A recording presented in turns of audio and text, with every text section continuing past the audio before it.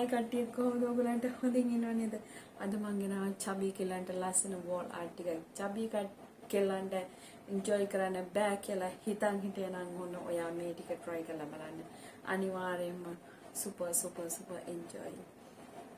සම්පූර්ණ වීඩියෝ එක බලන්න ළමයි YouTube එකට යන්න, Facebook එකේ මට share කරන්න පුළුවන්. බොහොම සුළු ප්‍රමාණයක් විතරයි. So මං ළමයි තෙරපියස්ලාගෙන් බලලා ගෙනාපු වීඩියෝ එකක් තමයි මේක.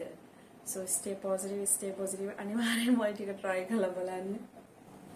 Hi ළමයි මේක මේ හිටගෙන ඉන්න එකක්. ඒකෙදි hip එක ගැන අනිවාර්ය වෙන්න මේ ක්‍රමේ හරි නෑ කියලා මම කියන්නේ ඒක ගොඩක් sweet නෑ ළමයි. ඒක නිසා ඔහොම කකුලක් පිට කකුලක් දාගෙන ඕකෙත් hip එක ගැන මාරම අවධානයෙන් ඉන්න. ඔය hip එක ඔය තරම්වත් කර්ව් වුණාම තමයි යාළට ඕක දැනෙන්නේ. ඒක තමයි අපේ වචනෙන් කියන්නේ. ඊළඟ එක තමයි ළමයි මේක ඔයාගේ weight එක උස්සගෙන ඉන්න අමාරු හින්දා මේ ක්‍රමේ කරන්න එපා. මෙන්න මේ කොට්ටයක් අරගෙන ඔයාලට කියලා දෙන ක්‍රමේ තමයි ගොඩක් ස්වීට් සහ ඒක තමයි ඔයාට මේ සතුටු වෙන්න පුළුවන්. හොඳ මේ ඔයාගේ බඩ ඔයාට මහතින්ද උස්සන් ඉන්න බෑනේ. එතකොට බඩ ළඟින් කර්ව් එක හදාගන්න අමාරු වෙනද තමයි මම ඔයාට කොට්ටයක් තියලා පෙන්නන්නේ. ඔක කෙට්ටු කෙනෙකුට නම් කර්ව් එක හදන්න පුළුවන්. So එතකොට ඔයාගේ hip එක ඉස්සිලා ඔයාට ඕපන් වෙලා ගොඩක් පේනවා. එතකොට ඔයාට කකුල් දෙකේ බර උස්ස ගන්න තමයි මම ඔය කකුල් දෙක ඇඳ උඩ තියලා තියෙන්නේ.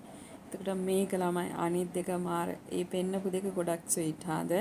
ඒ දෙක ඔයා කම්මැලිකමට ස්කිප් කරත් ළමයි මේක ස්කිප් කරන්න එපා. මේක ස්කිප් කරන්න එපා. මේක මාරම සතුටු වෙන්න පුළුවන් ක්‍රමයක්. සතුට නෙමෙයි මට ඒකට කියන්න සිංහල වචනයක් එන්නේ ළමයි. ඒක සිංහල වචනයක් කිව්වෙත් කුණු හල්පයක් වගේ වෙන හින්දා මම ඒක කියන්නේ. මේකෙත් ළමයි hip එක ගැන අවධානයෙන් ඉන්න. මොකද hip එක ගැන ලොකු අවධානයක් දීලා ඔය මං කියන ක්‍රමයටම තිබ්බොත් තමයි ඔයාට ඕක දැනෙන්නේ. අන්න ඒක නිසා අනිවාර්යෙන් ඔයාගේ අර බඩ weight එක උස්ස ගන්න බැරි හින්දා තමයි මං කොට්ටයක් තියලා පෙන්නන්නේ. ඔයාට ඇඟ උස්සගෙන ඉන්න බැරි හින්දා තමයි මං අර ඇඳේ මෙට්ටේ ඔයාට ඒ කියන්නේ ඇඳේ අයිනක් ඔයාට ලේසි ඔය ක්‍රමයට ඔයා ඇඳේ අයිනක ඔය විදිහට කරන්න.